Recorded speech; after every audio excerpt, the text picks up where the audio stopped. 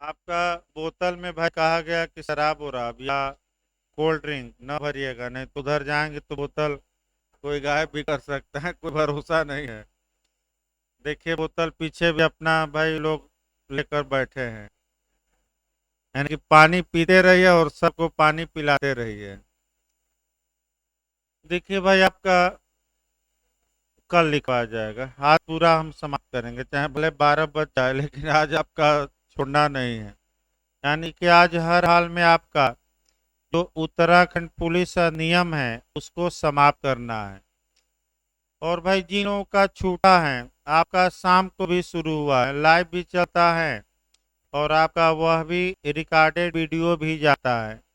तो अभी आपका शाम वाले बैच में सेक्शन 2 चल रहा है और सुबह वाले बैच में आपका अब समाप्ति की ओर है। देखिए उत्तराखंड पुलिस अधिनियम 2000 जो 7 है, आपका पुराना पुलिस अधिनियम से लगभग 60-70% भिन्न है।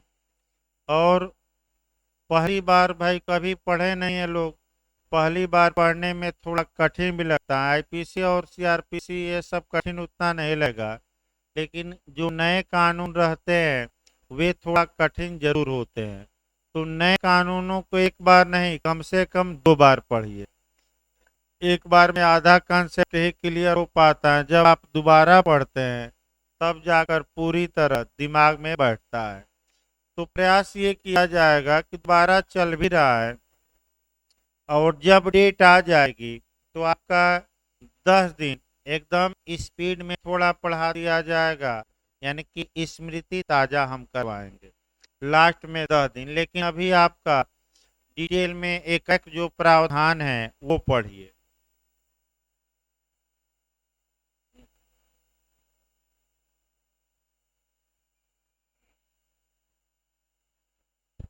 हाँ करवा रखिए, आईपीसी शुरू ही हो रहा है। आइए देखिए भाई आपका कहाँ तक चला था, उसके आगे बढ़ा जाए आपका।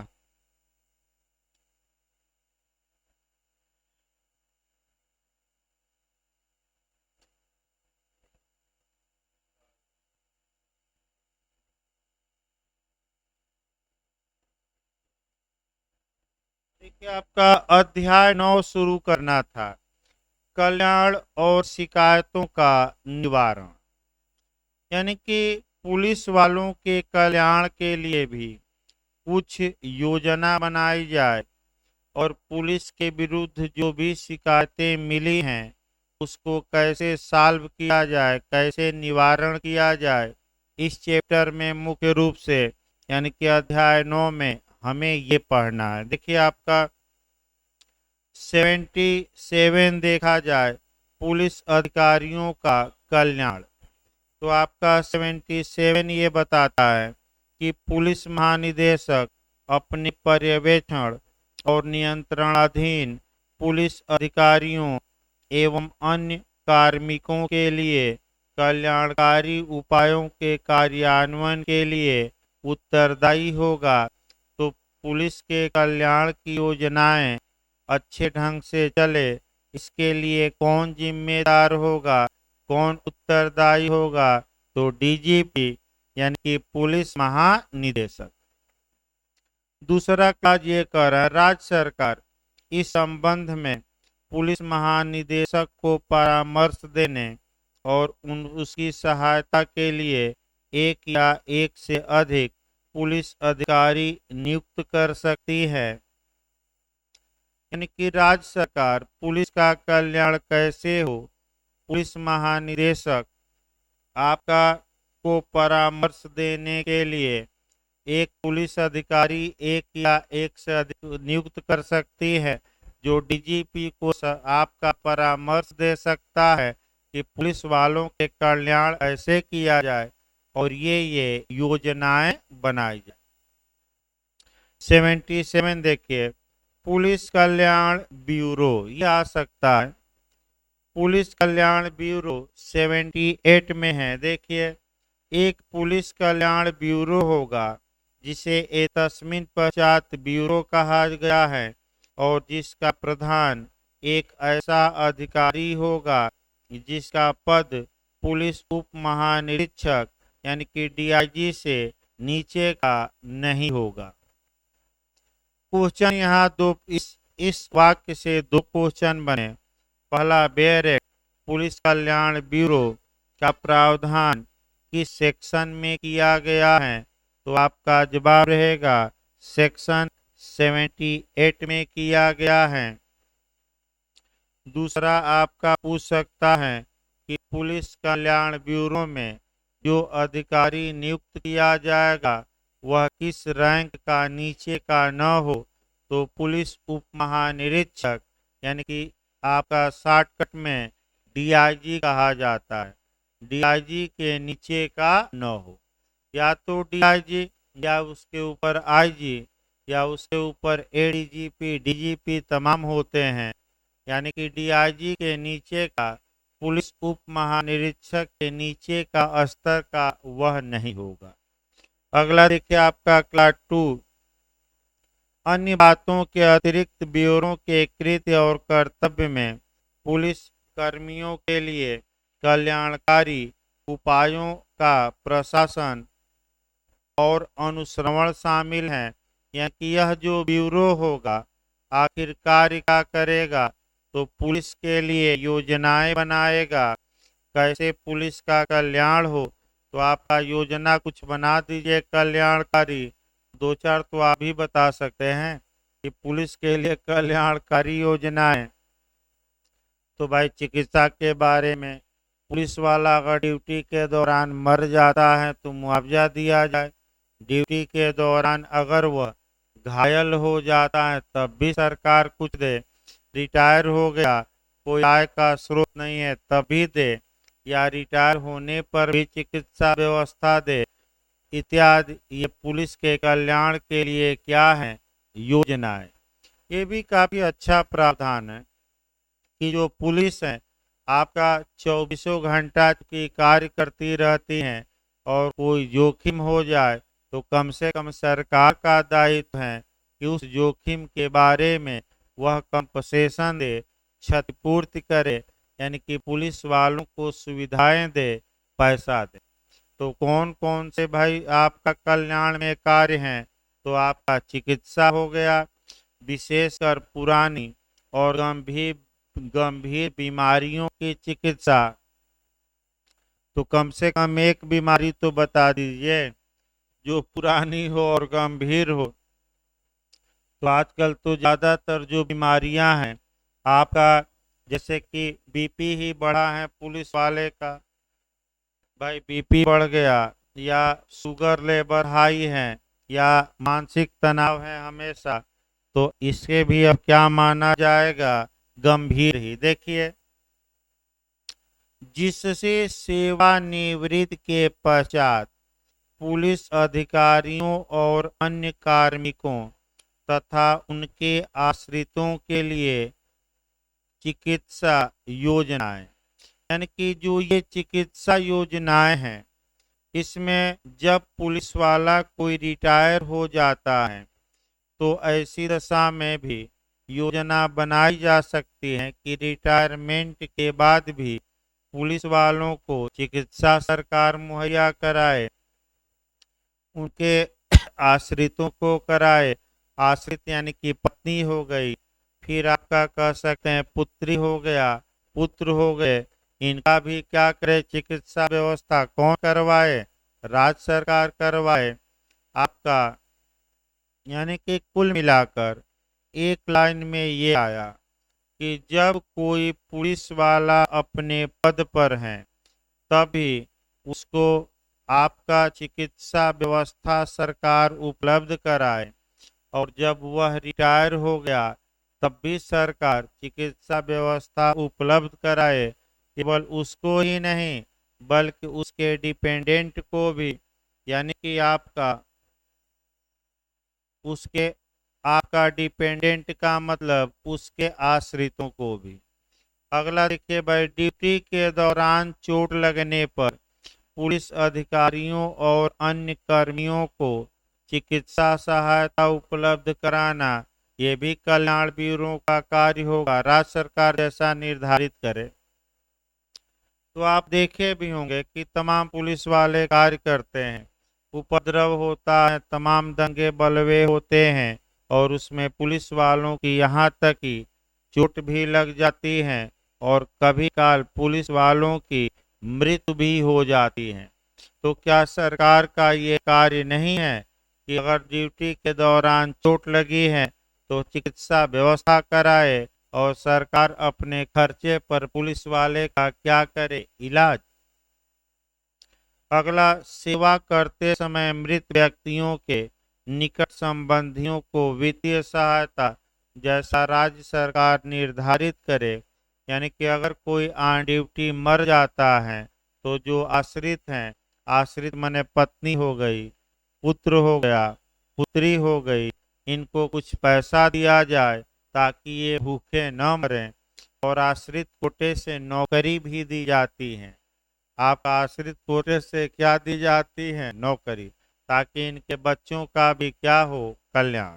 अगला देखिए, पुलिस अधिकारियों और अन्य कार्मिकों के आश्रितों के लिए उपयुक्त शिल्प में शिक्षा, व्यवसायिक परामर्श तथा प्रशिक्षण देना, यानी कि प्रोफेशनल ट्रेनिंग दी जाए इनके आश्रितों को। अगला आ गया, मैं पुलिस अधिकारियों को भी और इनके आश्रितों को भी आपका सद्भावना पूर्वक कर्तव्यों के पालन के संबंध में समुचित विधिक सुविधाएं। इसका मतलब ये हुआ कि अगर कोई पुलिस वाला अब ऑन ड्यूटी कोई कार्य करता है और उसके खिलाफ मुकदमा किया जाता है तो सरकार का ये दायित्व है कि उस पुलिस वाले का डिफेंस करे, यानी कि अपने खर्चे पर उस पुलिस वाले की ओर से क्या करे, मुकदमा लड़े और उसे बचाए। ये जो प्रावधान है ये पुराने कानूनों में भी मिलता है। जैसे कि चाहे ग्राम चौकीदार हो, उसको भी आपका सहायता राज्य सरकार देगी, यानी कि राज्य सरकार देगी। पुराने कानून में जो पुलिस व्यवस्था थी, अगर ऑन ड्यूटी पुलिस ने कोई कार्य किया, उस कार्य के लिए मुकदमा पुलिस पर हुआ तो सरकार की जिम्मेदारी थी कि वह उस मुकदमे में उस पुलिस वाले की पैरवी करे। और यहाँ भी वही है। और आपका देखिए 79, बीमा और जोखिम भत्ता। तो बीमा योजना भी चला दी जाए। तो बीमा होता क्या है, पहले बीमा समझ लीजिए भाई होता क्या है, तब तो आगे बढ़ा जाए। जहां तक बीमे की बात है, बीमा आपका जोखिम को शिफ्ट किया जाता है। बीमा द्वारा जोखिम को दूसरे पर डाला जाता है। जैसे कि आपका मान लीजिए एक मकान पहले देखे तब पुलिस पर देखा जाएगा। जीवन बीमा को छोड़कर जितनी भी बीमा की संविदाएं होती हैं वह समाश्रित संविदा होती हैं। लेकिन उत्तर प्रदेश आपका जो लोक सेवा आयोग है, कॉन्ट्रैक्ट में ये क्वेश्चन बनाया था कि जो जीवन बीमा की संविदा होती है, लाइफ इंश्योरेंस की संविदा होती है, वह कैसी संविदा है। ये सही बात है कि वह समाश्रित संविदा नहीं है जो LIC की किताब में दिया है। यह एक विशेष प्रकार की संविदा है, लेकिन आयोग इसे नहीं माना और आयोग ने जीवन बीमा की संविदा को भी समाश्रित संविदा ही माना, जो उत्तर प्रदेश आयोग का है। एक समाश्रित संविदा का उदाहरण देखिए बीमा का, और तब आपका और देखा जाए। ए ने अपने मकान का बीमा कराया और बीमा कंपनी ने वादा किया कि हे ए, जब तुम्हारा मकान जल जाएगा तो मैं 5 लाख रुपया तुम्हें दूंगा। तो बताइए कब ये 5 लाख रुपया पाने का हकदार होगा, जब मकान जल जाए कि न जले। तो इस संविदा का पालन कब कराया जा सकता है, जब घटना घट जाए कि घटना न घटे। हाँ, तो बस यही धारा कॉन्ट्रैक्ट याद रखना है। यूपीजे में भी आया था। समाश्रित संविदा की परिभाषा संविदा अधिनियम की धारा में 31 में, घटना घटने पर आधारित 32, घटना न घटने पर 33, और आपका भावी आचरण है तो 34, और अगर समय लगा है 2 साल के अंदर घल जाए तो 35, और ऐसी घटनाएं जिसका घटित होना असंभव है तो वह एग्रीमेंट या करार ही शून्य होगा। एक घटना बताइए, जैसे कि अगर दो सरल रेखाएं आपस में मिल जाए तो मैं आपको 5 करोड़ दूंगा। दो सरल रेखाएं कभी भी आपस में नहीं मिल सकती। इस घटना का घटित होना ही इम्पॉसिबल है। अतः यह करार क्या होगा कॉन्ट्रैक्ट में? सुन। तो अब पुलिस वालों पर आ जाइए। आपका बैक हो या बीमा की संविदा थोड़ा समझ में आएगा। बीमा और जोखिम भत्ता एक एक लाइन का इधर। राज्य सरकार सभी पुलिस अधिकारियों के लिए चोट लगने, अक्षमता या ड्यूटी के समय मृत्यु के विरुद्ध एक बीमा योजना बनाएगी। यानी कि राज्य सरकार का ये कर्तव्य होगा कि एक लाइफ इंश्योरेंस स्कीम बनाए, ताकि अगर किसी पुलिस वाले को ऑन ड्यूटी चोट लगती है, घोर उपहत्या हो जाती है या डेथ हो जाती है, तो उतना पैसा उसके आश्रितों को क्या किया जाए, दिया जाए। जैसे कि चुनाव ड्यूटी में भी आप देख सकते हैं इसको भाई, 2-3 एंगल और देखिए।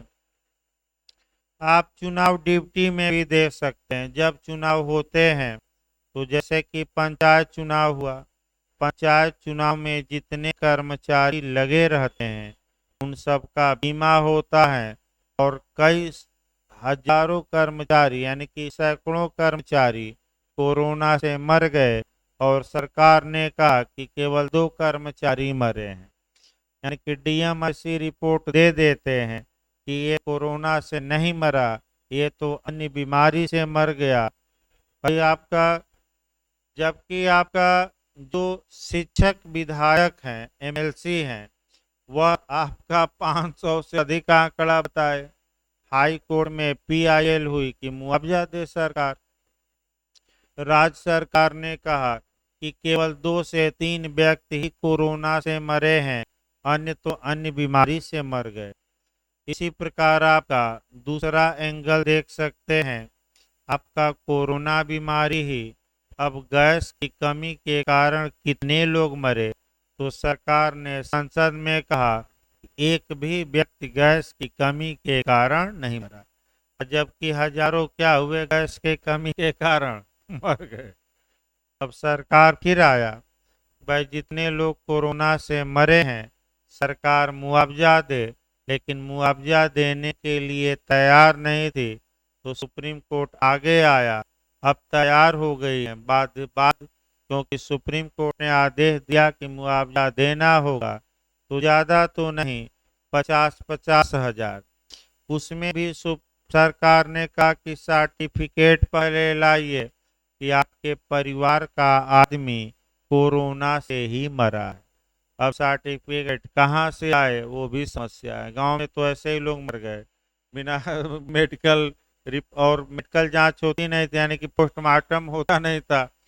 कोरोना की लाशों का भाई पोस्टमार्टम नहीं होता था। अतः ये सिद्ध करना भी मुश्किल है कि व्यक्ति हार्ट अटैक से मरा कि कोरोना से। यानी कि फिर सरकार अपना पैसा बचा लेगी, बस लालपाप दे रही है। देखिए धारा 80, आपका 79 आपका बस एक लाइन याद रखिएगा। धारा 80 शिकायत निवारण। तो पुलिस महानिदेशक राज्य सरकार के अनुमोदन से पुलिस कर्मियों की व्यक्तिगत और सामूहिक शिकायतों पर विचार करेगा और ऐसा तंत्र बनाएगा कि इन शिकायतों को सुना जाए, इनको उदारता पूर्वक प्राप्त किया जाए और इनका निपटारा किया जाए। यानी कि भाई पुलिस वालों की भी शिकायत होती है, तो इसके लिए एक तंत्र बना दीजिए। तो ये लोग शिकायत कहाँ कर सकते हैं? तो पुलिस महानिदेशक राज्य सरकार के अनुमोदन से आपका नियम बना सकता है कि इनकी शिकायतें ऐसे सुनी जाएगी, ये भी छोड़ सकते हैं। अब आइए अध्याय 10, अध्याय 10 आ जाइए। अब अध्याय 10 से आपका क्वेश्चन बनना शुरू होगा, यानी कि बीमा उमा भले कम पढ़िएगा, अध्याय 10 और आपका 11 अच्छे से पढ़िएगा। 81 से चलेगा ये, धारा 81 से लेकर आपका 85 तक, यानी कि 81, 82, 83, 84, इधर से क्वेश्चन ज्यादा बनेंगे।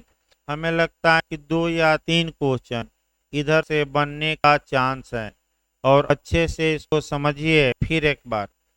81 देखिए भाई, अनियंत्रित अपराध, अनकंट्रोल ऑफेंस। तो पहले तो अनियंत्रित अब समझिए, धारा 81 को अच्छे से याद रखिए, इधर से क्वेश्चन आपका 2 या 3 बनेंगे। अनियंत्रित अपराध किसे माना जाएगा, यानी कि अनकंट्रोल ऑफेंस किसे कहा जाएगा।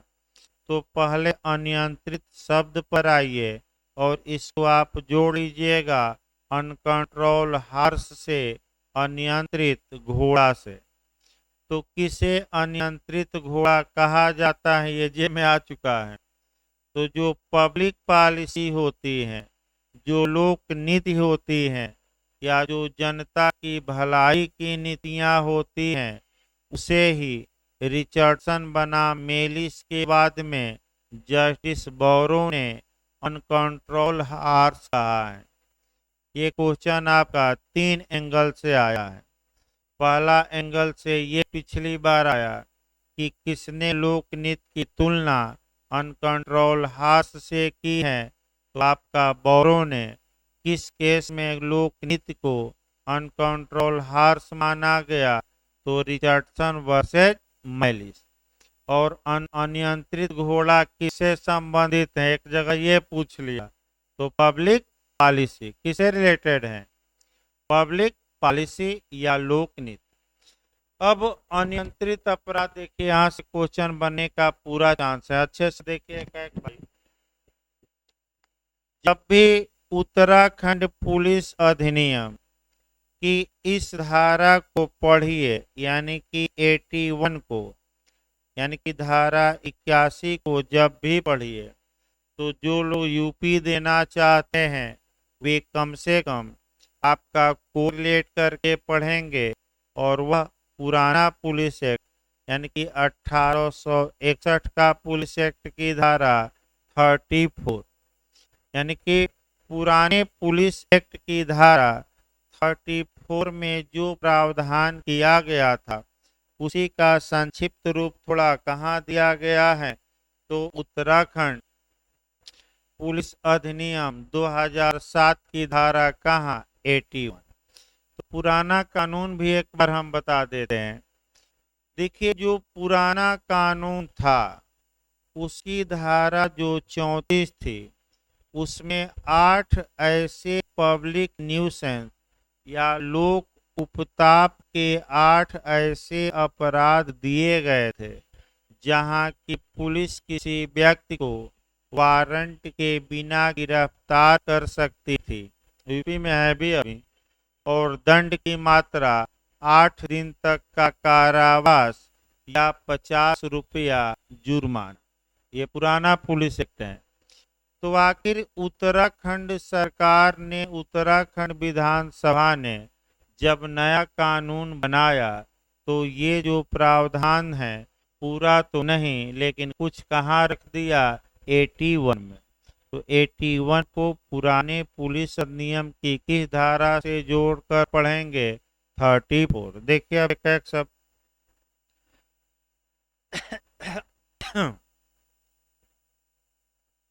यदि कोई व्यक्ति किसी मार्ग, गली, आम रास्ते या खुले स्थान जो सार्वजनिक हो में के अपराध निम्नलिखित में से कोई अपराध करता है, जिसमें वहां के निवासियों, यानी कि रहने वालों, राह चलने वालों, यानी कि राहगीरों को असुविधा होती हो, परेशानी होती हो, खतरा होती हो, तो जब ऐसा व्यक्ति न्यायालय में दोष सिद्ध किया जाएगा तो वह दंड का भागी होगा।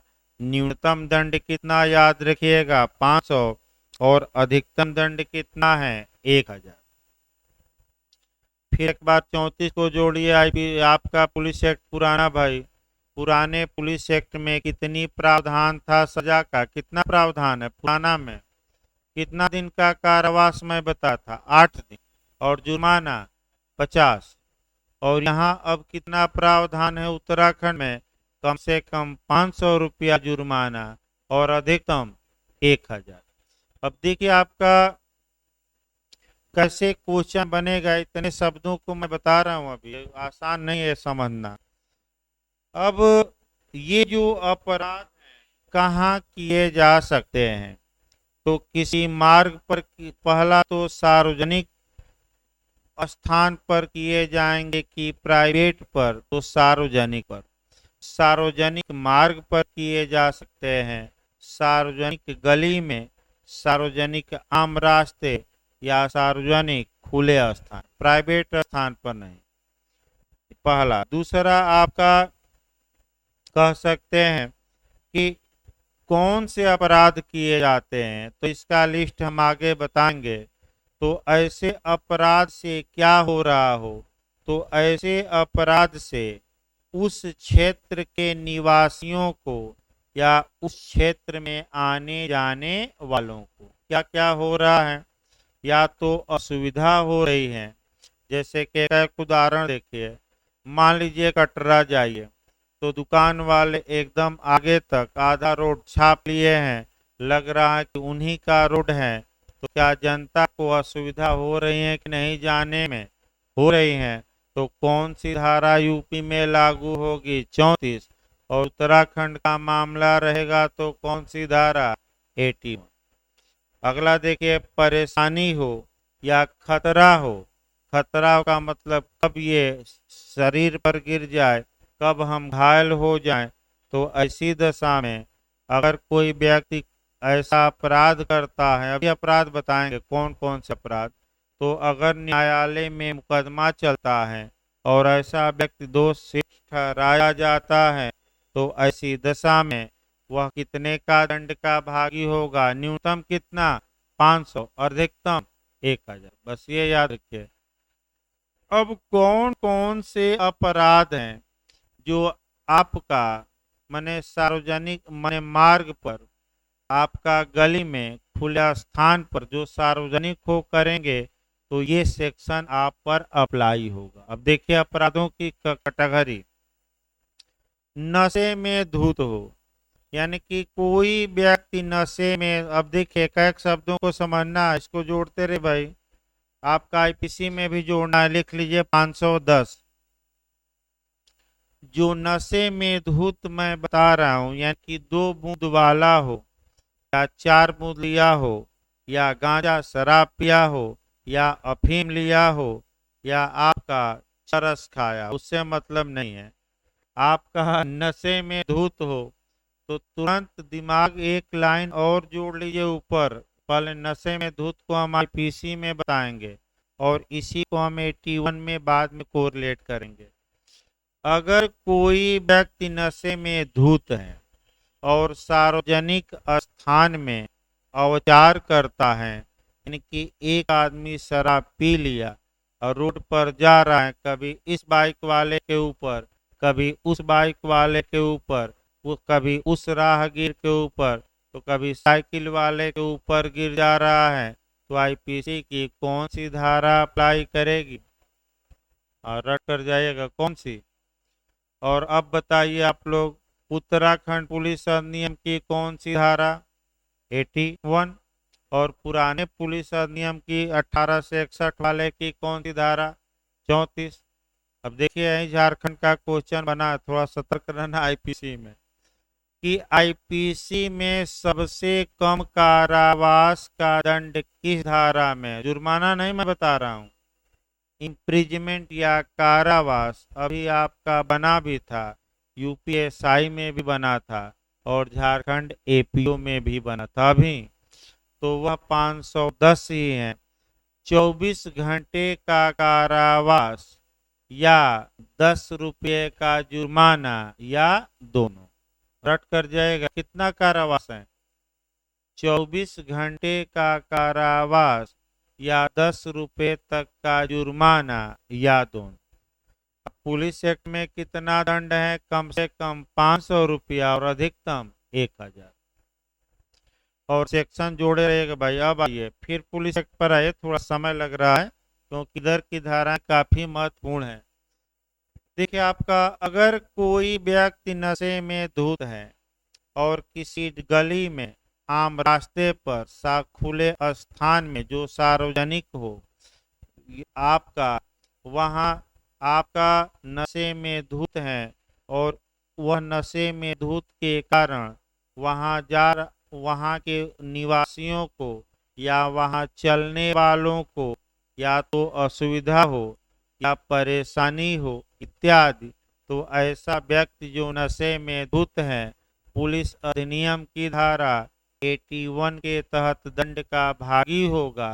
और दंड का भागी ही नहीं होगा, पुलिस को ये शक्ति प्राप्त होगी कि मजिस्ट्रेट के आदेश के बिना और वारंट के बिना ऐसे व्यक्ति को क्या करे? गिरफ्तार करे। और गिरफ्तार करके बताइए पुलिस कितने घंटे तक अपनी कस्टडी में रख सकती है बिना मजिस्ट्रेट के आदेश के? 24 घंटा। बस याद कर लीजिए भाई, इसमें भी है 24 घंटा।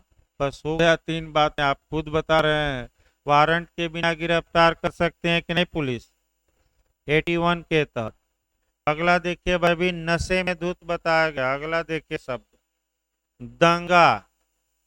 अब दंगा ये पहले, यानी कि अगर कोई व्यक्ति आपका कह सकते हैं आम रास्ते, गली या आपका खुले स्थान में जो सार्वजनिक हो, प्राइवेट नहीं, आपका दंगा करता है और इस दंगा के कारण वहाँ के निवासियों या वहाँ के राहगीरों को असुविधा होती है, खेद होती है, उनके ऊपर खतरा मंडरा जाता है इत्यादि, तो ऐसा दंगा करने वाला व्यक्ति आपका पुलिस अधिनियम की धारा 81 के तहत दंड का क्या होगा? भागी।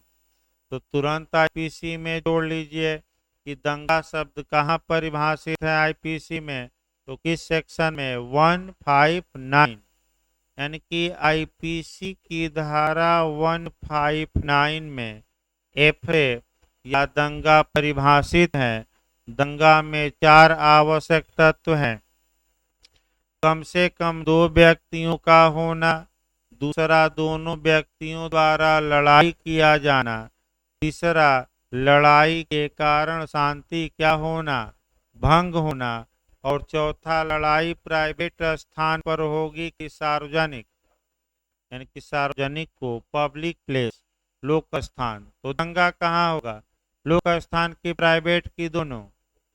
और लड़ाई आवश्यक है कि आपका गाली गलौज नहीं, आपका लड़ाई, यानी कि मारपीट, चप्पल जूता निकाल के अब मारने लगे लोग, ये नहीं कि। अगला देखे भाई, उपद्रव करते हुए पाया जाए। अब उपद्रव कुछ करवा दीजिए।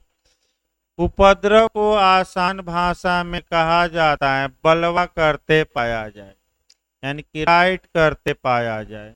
तो तुरंत बलवा को इसी में जोड़ लेना है जो उपद्रव लिखा है। आपका बिहार में पूछा गया था भाई, एपीओ में। बलवा को आईपीसी की धारा में परिभाषित किया गया है? 146 धारा जोड़ लीजिए। बलवा, उपद्रव, आईपीसी की धारा में 146 में बलवा में व्यक्तियों की संख्या पूछ ली गई थी। तो बलवा में कम से कम कितने व्यक्ति? 5 भाई, 5 व्यक्ति होते हैं। और बलवा में जो विध विरु जमाव के सदस्य हैं वह बल या हिंसा का प्रयोग कर देते हैं। तो बल का प्रयोग के हिंसा का, कि दोनों चाहे बल का चाहे हिंसा का प्रयोग करें तो उसी को एक लाइन में क्या कहा जाता है? बलवा। अगला देखिए भाई, पुलिस अग्निशमन दल या किसी अन्य आवश्यक सेवा को झूठा अलार्म लगाकर गुमराह करने या जानबूझकर अफवाह फैलाता है। यानी कि पुलिस, अग्निशमन दल या किसी अन्य आवश्यक सेवा को झूठा अलार्म बजाकर गुमराह करता है तो गुमराह कर दीजिए। जैसे कि आपका अलार्म लगा रहता है जो खतरे को इंडिकेट करता है। आपका तमाम विभागों में अलार्म लगा है, जैसे कहीं बिजली का फॉल्ट हुआ, कहीं आग लगी तो आपका अलार्म बजा दिया जाता है। और अलार्म बज गया मतलब कि जल्दी जल्दी उस बिल्डिंग से क्या करिए, रहिए कि भागिए। भागिए, रहना नहीं है। जैसे कि अभी आपका ये रूस के पर्ल यूनिवर्सिटी में हुआ था आतंकवादी हमला, एक आया और अंधाधुंध गोली चलाने लगा तो तमाम वीडियो आ रहे हैं। अलार्म बजा और लोग छतों से कूद कर क्या होने लगे। और कई लोग भाई जान बचाने के लिए दो मंजिला एक मंजिला से कूद के और तुरंत खड़ा होकर भागने लगे, भले पैर बाद में लगा हो कि टूटा हो। वीडियो देखिए, टीवी पर लगातार 2 दिन से चल रहा था, 3 दिन से। तो आपका ये भी है। तो यहाँ जो आपको देखना है, झूठा अलार्म बजा दीजिए, यानी कि कोई आग लगी नहीं या कोई डकैती हो नहीं रही है और बैंक का जाकर अलार्म खींच दिए और आपका क्या हुआ, पुलिस परेशान। तो ऐसी दशा में पहला कार्य ये होगा कि पुलिस वाले ऐसे अलार्म बजाने वाले को क्या करेंगे, वारंट के बिना गिरफ्तार, और ऐसे लोग दंड के भागी होंगे। कम से कम 500 रुपया जुर्माना और अधिकतम 1000। अगला देखिए, जानबूझकर अफवाह फैलाना।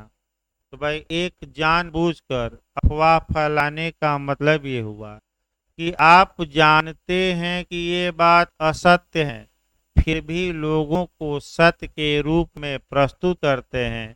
इसी को शुद्ध रूप से फ्रॉड भी कहा जाता है। फ्रॉड या कपट का मतलब ये हुआ कि व्यक्ति सत्य जानता है लेकिन उसको किस रूप में प्रस्तुत करता है, झूठ के रूप में। जैसे कि उदाहरण फिल्मों का भी देख लिया जाए। बबली बंटी जानता था हीरो हीरोइन कि हम ताजमहल के मालिक नहीं हैं, फिर भी खरीदारों से कहता कि हम ताजमहल के क्या हैं, मालिक। तो बताइए, आपका 420 का अपराध किया कि नहीं, आईपीसी का फ्रॉड किया कि नहीं, छल किया कि नहीं किया, और पैसा भी ले लिया तो 420 लागू ही होगी। और दस्तावेज हेर फेर तो 467 इत्यादि बनी है। अगला देखिए भाई, आपका दूसरा खंड देखिए। तो ऐसी दशा में याद रखिए, दूसरा खंड किसी व्यक्ति को जो उपधारा 1 में उल्लिखित कोई अपराध करता है और घटना स्थल पर ही अपराध का शमन करने में असफल रहता है, यानी कि अगर घटना स्थल पर जुर्माना दे दे तब तो वारंट के बिना गिरफ्तार नहीं किया जाएगा।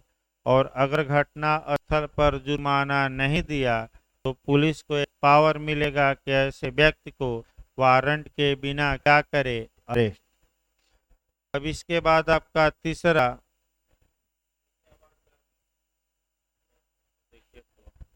हेलो,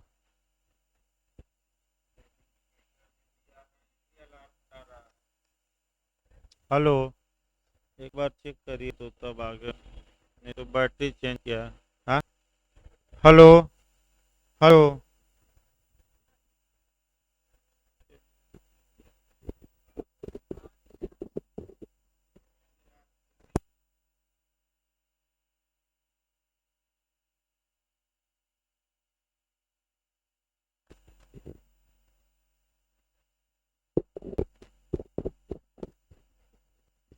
देखिए भाई, आगे देखिए, अब समन आ जाइए। देखिए, इस धारा में उल्लिखित अपराधों का इस निमित्त विशेष रूप से सशक्त पुलिस अधिकारी द्वारा विहित न्यूनतम राशि की आधी राशि जमा करने पर घटना स्थल पर ही समन किया जा सकता है। तो बताइए, समन यानी कि कंपाउंड। कंपाउंड मतलब आपका जलाकर राख कर देना, यानी कि जलाकर राख कर देना, इसको कंपाउंड कहते हैं। जब भी समनीय अपराध पढ़िएगा, यानी कि समझौता हो जाना भाई, लेकिन समझौता नहीं कहेंगे आपका। ये समझाने के लिए हम बता रहे हैं सुलह समझौता कहिएगा ना। शमन आपका मतलब जलाकर खाक कर देना, इसका मतलब ही हुआ कि मामले को वहीं रफा दफा कर देना। अब आइए उदाहरण देखें। एक पुलिस वाला है, एक नशे में धुत व्यक्ति को सार्वजनिक स्थान पर हंगामा करते पाता है, तो ऐसी दशा में अगर वह नशेड़ी आपका पैसा तुरंत दे दे, कितना पैसा कम से कम दे दे, तो न्यूनतम का था, तो न्यूनतम कितना जुर्माना था 500, तो 500 का आधा कितना हुआ 250। तो वह वारंट के बिना गिरफ्तार नहीं किया जाएगा और वहीं अपराध का समन भी हो जाएगा, यानी कि अब मुकदमा चलाया नहीं जाएगा। तो कितने का आधा रटे रहना है, न्यूनतम का, माने 500 का आधा। अगला देखिए, उपधारा 1 के अधीन हिरासत में निरुद्ध व्यक्ति अपराध समन होने के तुरंत पश्चात, अब बताइए जब पैसा दे दिया तो आप लोग खुद बताइए, अब छोड़ दिया जाएगा कि गिरफ्तार किया जाएगा? हाँ, और नहीं दिया तो गिरफ्तार किया जाएगा। तो आखिर गिरफ्तार किया जाएगा तो पुलिस मजिस्ट्रेट की आदेश के बिना कितने घंटे तक अपनी अभिरक्षा में रख सकती है? 24। अब उतना हम डिटेल में नहीं जाएंगे क्योंकि समय भी कम है भाई, नहीं तो 24 घंटे का नियम कई जगह से कोरिलेट किया जाता है। सीआरपीसी में हम कोरिलेट कर देंगे, इसको भी जोड़ देंगे। अगला देखिए 82, समन्वय यानी कि बैलेंस बनाकर चलना। तो इसको आपका जब भी पढ़िएगा थोड़ा कंसेप्चुअल क्वेश्चन लेकर पढ़िएगा, क्योंकि आपका अब तो लास्ट ही चल रहा है। कंसेप्चुअल क्वेश्चन जब भी ये पढ़िए, समन्वय कम चांस रहता है, एक लाइन का बन सकता है क्वेश्चन, 2-4 मिनट में भी पढ़ जाएगा। लेकिन जब भी समन्वय पढ़िए तो आप कम से कम संविधान का एक सिद्धांत पढ़िएगा, check and balance. Check and balance का मतलब हुआ नियंत्रण और संतुलन का सिद्धांत। कौन सा सिद्धांत? नियंत्रण एवं संतुलन का सिद्धांत, इसको कहते हैं चेक एंड बैलेंस।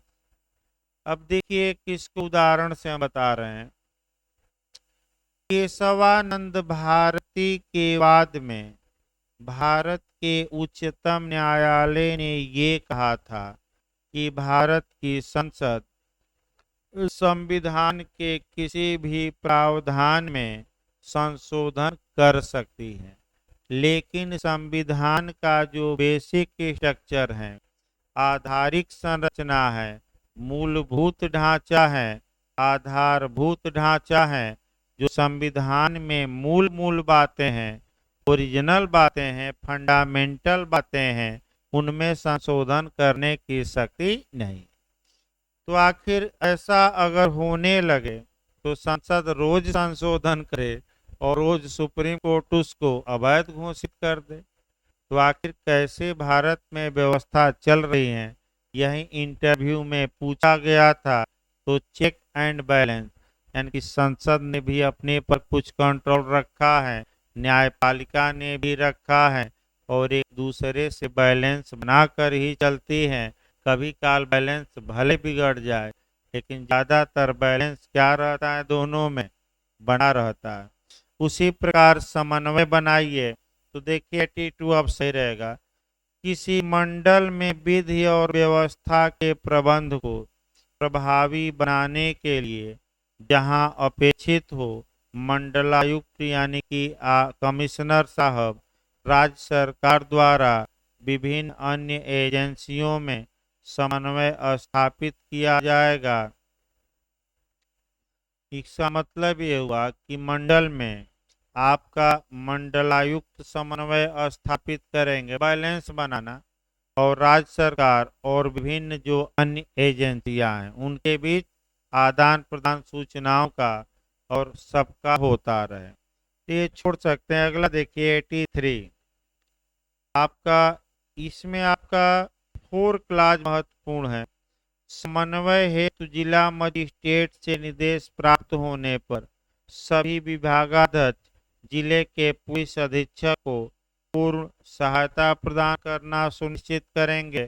यानी कि मंडल में समन्वय कौन, दो क्वेश्चन बन सकता है कि मंडल स्तर पर समन्वय बनाने का कार्य किसका है, तो मंडलायुक्त का।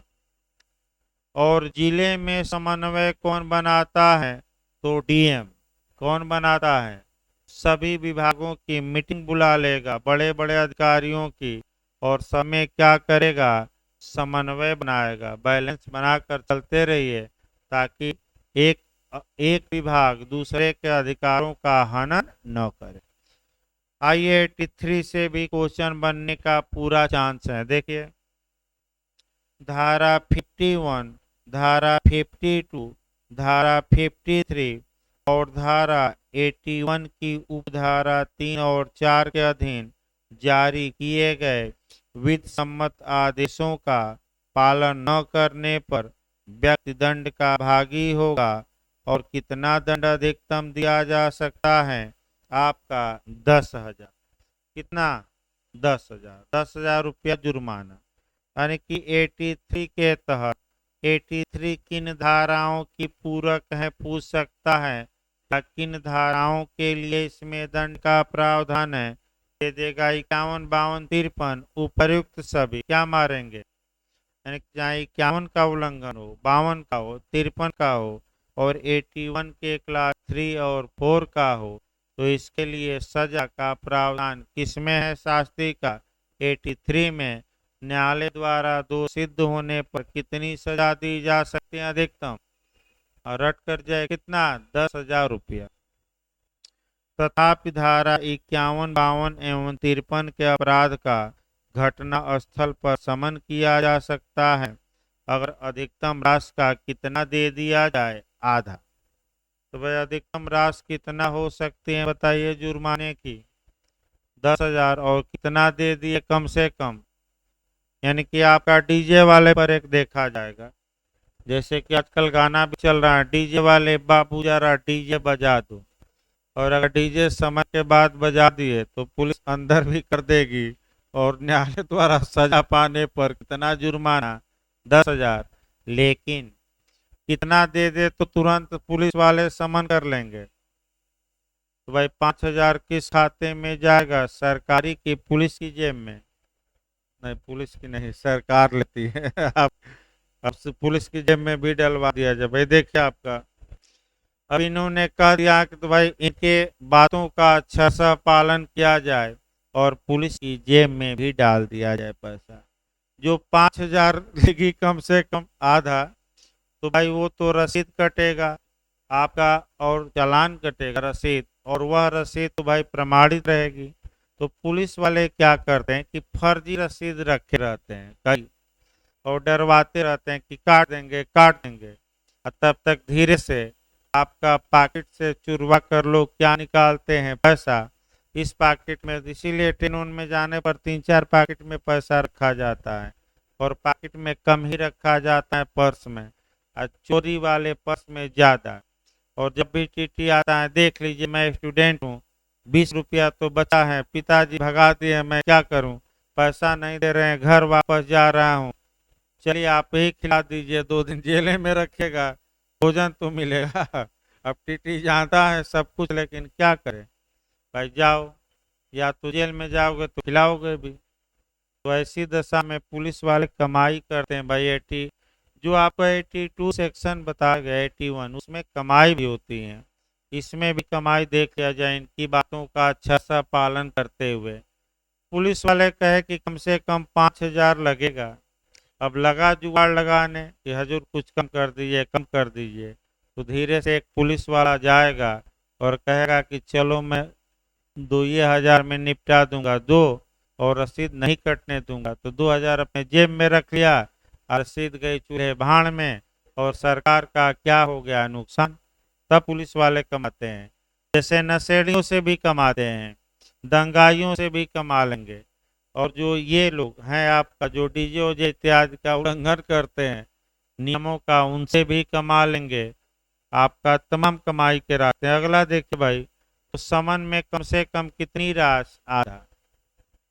अब आइए 84, पुलिस वर्दी का अनाधिकृत उपयोग, इसको कहते हैं रंगा सियार। अब आइए रंगा सियार। अब देखिए यही सब पकड़ना है क्वेश्चन, इसको कोरिलेट कर लीजिए भाई। पहले पहले कोरिलेट करिए, रंगा सियार की धारा कौन कौन कहाँ कहाँ है, यानी कि वर्दी का दुरुपयोग करिए। वर्दी का दुरुपयोग आपका आईपीसी में 2 सेक्शन है, यानी कि कोई व्यक्ति पुलिस वाला नहीं है, पुलिस में भर्ती नहीं है, लेकिन पुलिस की वर्दी पहन रहा है, पुलिस का नेम प्लेट लगा रहा है, बैज लगा रहा है, बिल्ला लगा रहा है, ताकि समाज जाने कि मैं क्या हूँ, पुलिस वाला हूँ, और जाकर समाज में धौंस जमाए और क्या वसूले, पैसा।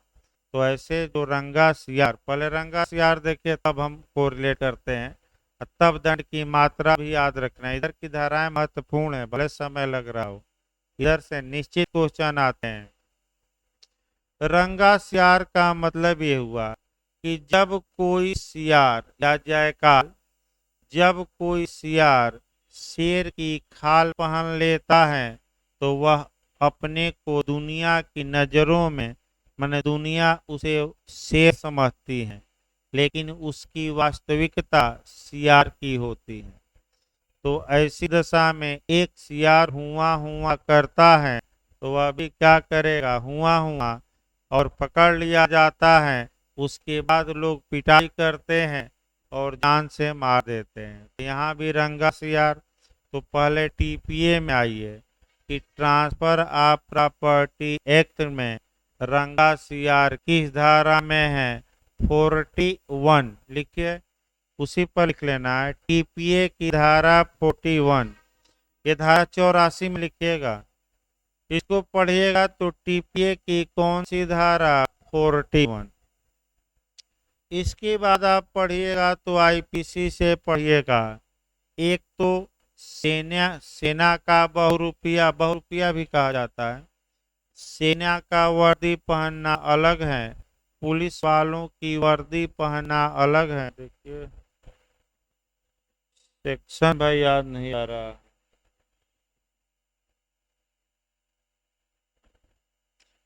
130 और 140 हो सकता है, लेकिन चलिए लिखवाते समय भाई इसको बता दिया जाएगा, सेक्शन याद नहीं आ रहा है।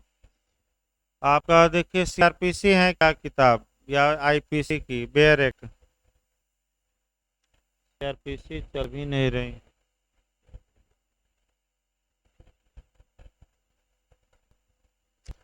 चलिए इसको देख लेंगे लिखवाते समय। अब 130 है कि 129 है, और उधर 140 की क्या है, अब याद नहीं आ रहे हैं भाई।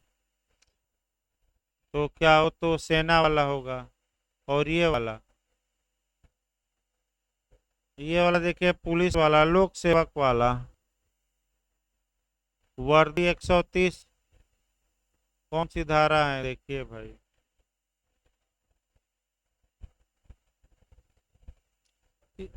हाँ, 1, 171, नहीं भाई हमें नहीं लगता, इधर ही होगा, 129 30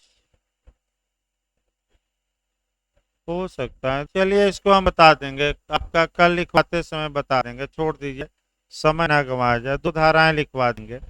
तो उसी प्रकार रंगा सियार पुलिस में भी है, बता ही दिया गया, बेर बता दिया जाए, सजा बता दिया जाए। तो रंगा सियार के लिए सजा याद रखिएगा, यानी कि फर्जी वर्दी धारण करने के लिए फर्जी दरोगा बन गए, है नहीं, लेकिन वर्दी वर्दी पहन कर क्या हो गए, टाइट कि हम तो दरोगा हैं। तो ऐसी दशा में दंड याद रखिएगा, पूछ सकता है 6 माह का कारावास या 5,000 रुपया जुर्माना, या दोनों, यही याद रखना है। बहुरूपिया या रंगासियार या पुलिस वर्दी का अनाधिकृत प्रयोग करने वाला दंड का भागी होगा। कितनी सजा, 6 माह का कारावास आ सकता, अंडरलाइन करिए, या 5,000 रुपया जुर्माना, या दोनों। अगला देखिए भाई आपका 83, पुलिस अधिकारी इत्यादि द्वारा 85 में भाई देखियो 85 पुलिस अधिकारी इत्यादि द्वारा कर्तव्य की उपेक्षा के लिए शास्तियां, यानी कि अगर पुलिस अधिकारी अपनी ड्यूटी में लापरवाही बरते या जानबूझकर अपनी कर्तव्य को न निभाए या बिना अनुमति के ही अपने कर्तव्यों से विमुख हो जाए, यानी कि बिना अधिकारियों के अनुमति से गायब हो जाए, इस्तीफा देकर भाग जाए, तो आपको बताया गया था कि भाई आप इस्तीफा ऐसे नहीं दे सकते, या छुट्टी के बिना भाग जाए, या आपका ड्यूटी पर है, आपका अन्य किसी में कार्य में लग जाए इत्यादि, तो ऐसी दशा में वह दंड का नशे में ड्यूटी करते पाया जाए तो आपका 2 बूंद ले लिया और पुलिस वाला क्या कर रहा है, डंडा बजा रहा है, तो ऐसी दशा में ऐसे पुलिस वाले दंड के भागी होंगे। और दंड की मात्रा याद रखे, 3 महीने के बराबर के आपका जुर्माना या 3 मास का कारावास या दोनों, यानी कि दंड कितना दिया जाएगा ऐसी दशा में, तो 3 मास के वेतन के बराबर जुर्माना लगाया जा सकता है, या 3 मास का कारावास या दोनों। लास्ट में है भाई आपका ये बीच में देखिए नीचे है, देखिए इसको जब आपका लिखवाया जाएगा तो ऐसे नहीं लिखवाया जाएगा, आपका जब भी लिखवाया जाएगा तो जो एक एक पॉइंट है वह किन धाराओं में पुलिस के कर्तव्य दिए गए हैं, हमें भी याद नहीं आ रहा है सभी धाराएं, नहीं तो यहाँ कोरिलेट अच्छा किया जाता। और आपका सभी धाराओं को पहले कर्तव्य और उसका उल्लंघन, जैसे कि आपका बिना अनुमति के वह इस्तीफा नहीं देगा या लापरवाही नहीं बरतेगा कर्तव्य में इत्यादि, तो ये अलग अलग धाराओं में इसका क्या है, उल्लेख है, और उनका उल्लंघन करने पर आपका कौन सी धारा अप्लाई होगी। 85 दंड की मात्रा याद रखे, कितने महीने के बराबर वेतन के बराबर जुर्माना, और या कारावास कितना, 3 मास, 3 3 3, बस याद रखे 3 इधर 3 इधर। अगला देखिए 86 अध्याय 11, यह आपका 86 87 88 3 धाराएं बची हैं, खत्म ही हो जाए। अध्याय 11 निरसन और व्यावृत्ति। अब अध्याय 11 में निरसन और व्यावृत्ति है, तो 86 भी पूछा जा सकता है। 86 में जो सिद्धांत है वह ये है कि एक म्यान में 2 तलवार नहीं रह सकती, यानी कि एक देश में 2 राजा नहीं, एक जंगल में एक ही शेर राजा होता है, 2 शेर नहीं। तो ऐसी दशा में 2 शेर होंगे तो आपस में क्या होंगे, टकरा जाएंगे, तो एक म्यान में 2 तलवार नहीं रह सकती, यानी कि एक, इसका मतलब आसान भाषा में हुआ कि एक ही विषय पर एक राज्य में एक साथ 2 कानून नहीं चल सकते। तो आपका क्वेश्चन का मॉडल हम बताएंगे, लेकिन एक म्यान में 2 तलवार नहीं रह सकती, इसको पहले कोरिलेट करना है, उसको लिख लीजिए। एक म्यान में 2 तलवार नहीं रह सकती, ये सिद्धांत एविडेंस की धारा में है, 11 में, लिखिए उसको लिख लीजिए। एविडेंस की कौन सी धारा पढ़नी है, 11। एविडेंस लिख लिए। इसके बाद आपका सीआरपीसी की धारा को रिलेट करके पढ़िएगा, 484 484 484 धारा सीआरपीसी में। और संविधान में जब पढ़िएगा तो आप पढ़िएगा 395 395। ये सभी में एक ही सिद्धांत है, एक म्यान में 2 तलवार नहीं रहे। इसका मतलब अब कानूनी भाषा में समझिए, बहुत आसान है, आपका एक बार समझा दिया जाएगा तो दिमाग में बैठ जाएगा। इसका मतलब ये हुआ भाई, और तो नहीं बताया जाएगा, पुलिस एक्ट हम बता रहे हैं कि एक विषय पर दो कानून एक साथ या पैरेलल नहीं चल सकते एक राज्य में। तो आप लोग लगातार शुरुआती दौर से बताया जा रहा है, हमको रिलेट भी बार बार कर रहे हैं भाई। 19 मार्च 2008 के पूर्व उत्तराखंड राज्य में कौन सा पुलिस अधिनियम लागू था? तो वह पुराना था। और पुराना पुलिस अधिनियम कब बना था? 1861 को बता चुका हूं मैं। यानी कि 19 मार्च 2008 के पहले उत्तराखंड में पुराना पुलिस अधिनियम लागू था। कौन था, किस सन का था? 1861। अब जब तक वह पुलिस अधिनियम उत्तराखंड में लागू रहेगा, क्या पुलिस वालों के लिए नया कानून लागू करना संभव है कि नहीं? नहीं है। तो इसलिए पुराने कानून को, यानी कि 1861 के कानून को 86 सेक्शन के तहत रिपील किया गया है। पूरे भारत से नहीं, केवल उत्तराखंड में। यानी कि इसका मतलब कि उत्तराखंड से पुराना पुलिस अधिनियम 1861 को क्या किया जा रहा है? समाप्त।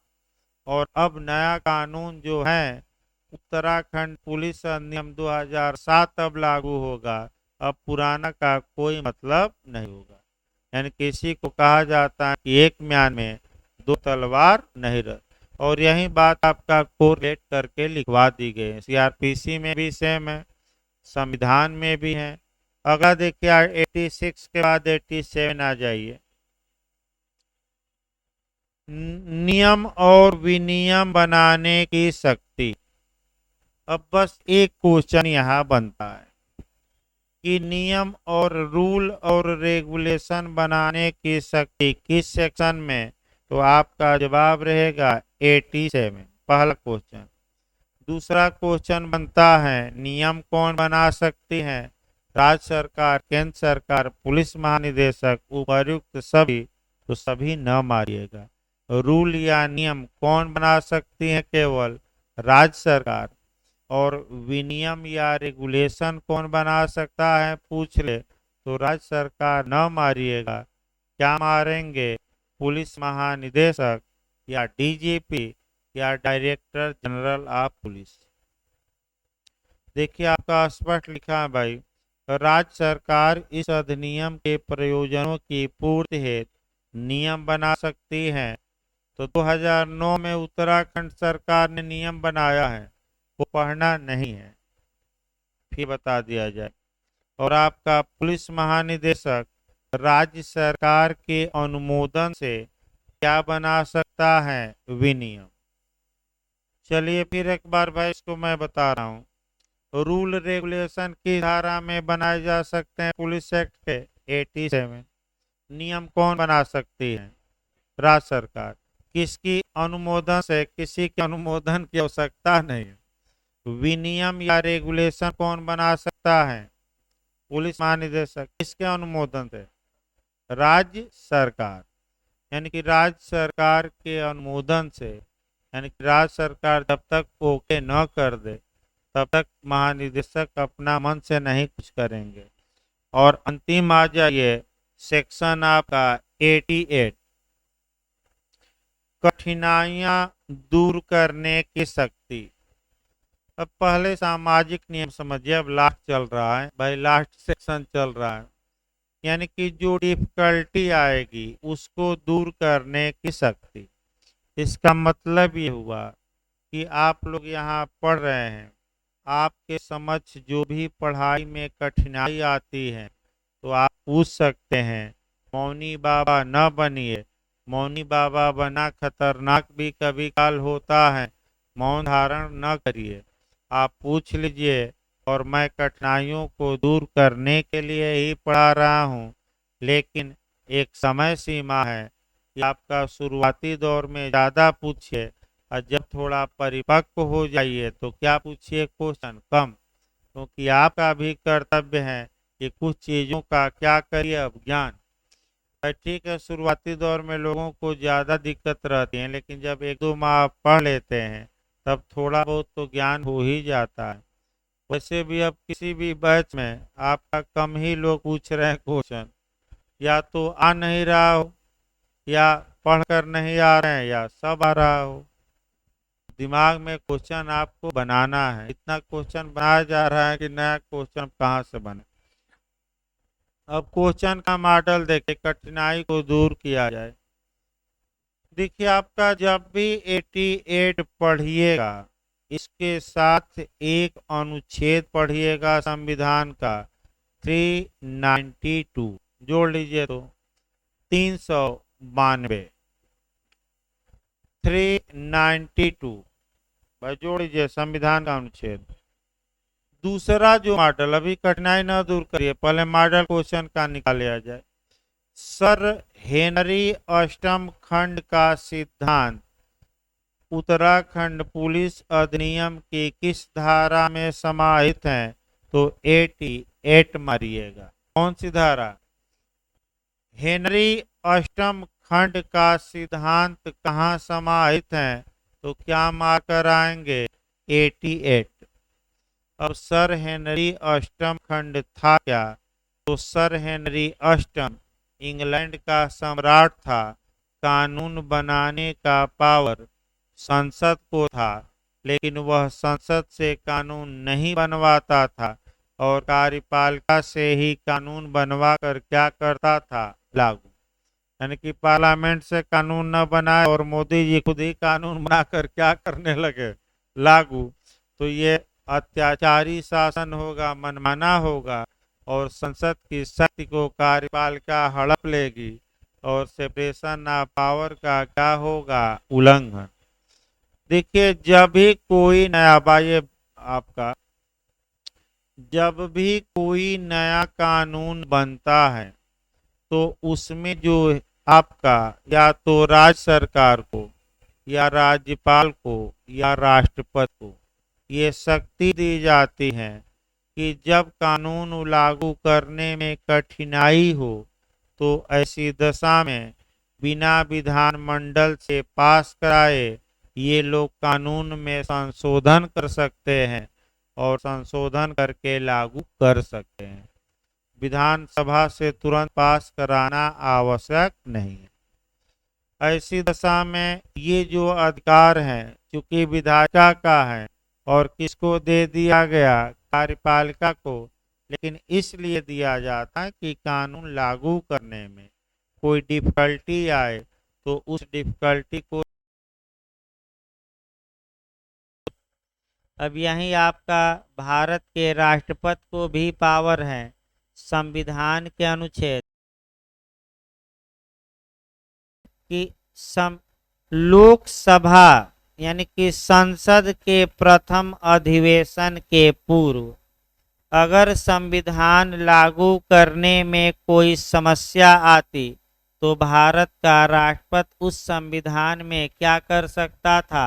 संशोधन। लेकिन कब तक ये पावर दिया गया था? संसद की प्रथम बैठक के पूर्व, अब नहीं है। उसी प्रकार आपका उत्तराखंड पुलिस अधिनियम की धारा, लास्ट धारा 88 में राज्य सरकार को ये शक्ति दी गई है और वह शक्ति 3 साल तक के लिए थी कि अगर इस कानून को लागू करने में कोई समस्या आती है तो राज्य सरकार स्वतः संशोधन कर लेगी, लागू करेगी, लेकिन संशोधन करने के बाद उसे विधानसभा में क्या करेगी? प्रस्तुत।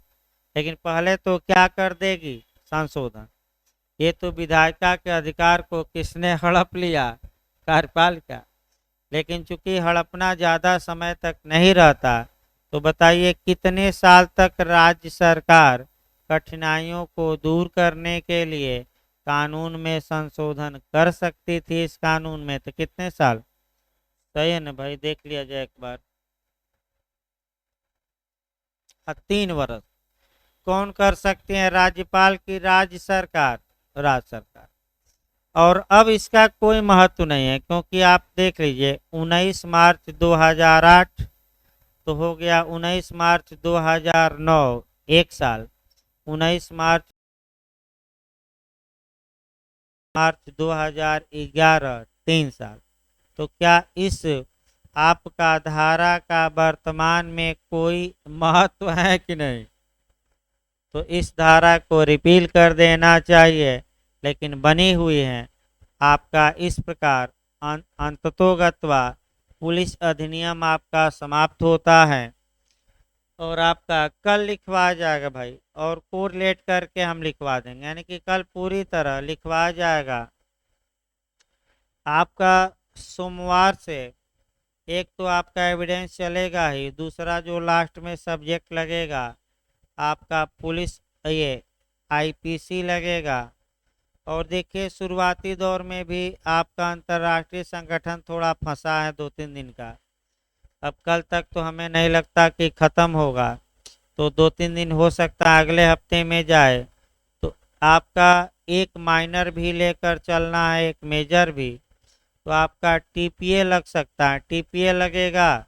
और जब अंतर्राष्ट्रीय संगठन समाप्त हो जाए तब भाई यूपी का एक लोकल लगाया जाएगा। 45 मिनट चले, अगर 45 मिनट भी चलता है तो 15-15 दिन में क्या होगा, एक निपट जाएगा। मेंस के लिए आपका इधर मैंने वैकेंसी आने से पहले 2/3 सिलेबस आपका छोटा छोटा आपका तैयार कर लेना है, ताकि उधर प्री के लिए ज़्यादा जोर आपका, मेंस के लिए भी। तो प्रयास करिए कि जो भी सब्जेक्ट चल रहे हैं भाई क्लास के बाद उसको डेली बाय डेली तैयार करिए, और कोई उपाय नहीं है। और जाकर सॉल्व पेपर भी क्या करिए, सॉल्व करिए। अब पुलिस एक्ट आपको पढ़ा दिया गया है तो कहीं से भी सॉल्व हो, बेर इसमें भी दिया है बैरक में पीछे, अब सॉल्व करना शुरू करिए। लेकिन 7-8 क्वेश्चन गलत भी दिए हैं, जहाँ जहाँ गलती हो, जैसे प्रवर्तन तिथि तो उसमें आपका 19 मार्च 2008 है, वो दिया ही नहीं है। और 4 आपका जनवरी 2008 मार दिया है, तो उसको क्या बना लेना है। हाँ, तो कहीं कहीं गलत भी है, ये नहीं कि आपका सही है। तो आपका कल लिखवा जाएगा भाई आपका पुलिस एक्ट, और कल शेड्यूल सही रहेगा, पहले अंतर्राष्ट्रीय संगठन, फिर एविडेंस, फिर पुलिस एक्ट।